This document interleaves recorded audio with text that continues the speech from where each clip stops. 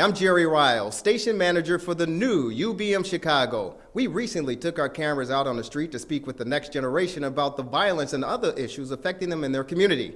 Here's a little bit about what they had to say. Basically, financial problems, man. Everybody got financial problems.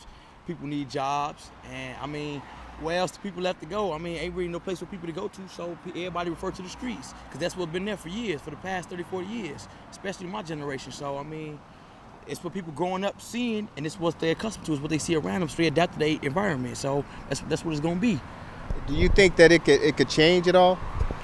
I mean, it could change, but it'll never get the way we want it to be. But it can get better. I mean, starting with the younger generation. I mean, you can start with the younger generation and start from there. You gotta start from somewhere. You build from the ground up. You can't start from the dose down. We tried that and it didn't work.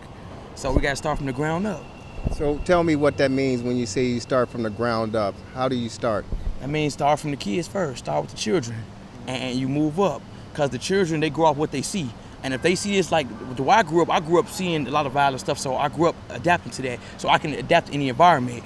But they growing up seeing that, I mean, that we don't want that for our I don't want that for my generation under me. I don't want it. So, I mean, I got nieces and nephews, so, I mean, I don't want to see them out there like I was. So, I mean, I just want to avoid all of that, so. Okay. So what do you do with your nieces and nephews to try to change it to where it could be better for them by the time they're 22? I try taking them out of the hood. I mean, I try taking them down. I mean, Chicago is overall a nice place. There's plenty of places to go. Like, I take them to Millennium Park, and we just go to certain places so they can see more things, and not just the hood life or the street life.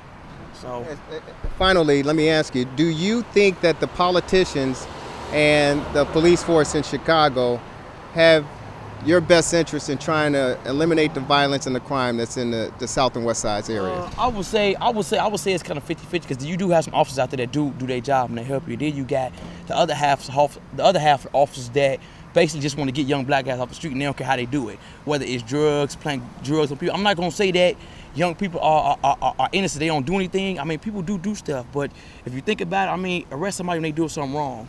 Don't make them do something wrong, like when you lock them up, put a case on them, or do this because you don't want to see them on the street. I mean, that's not the way it works. If you lock somebody up like that, what they gonna be thinking while they locked up? What's gonna be going through their head? They in jail for something they didn't even do.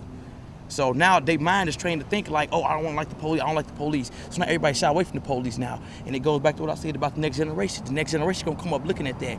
Oh, nobody like the police. Oh, I see my daddy and my big brother don't like the police, so I'm gonna grow up not liking them.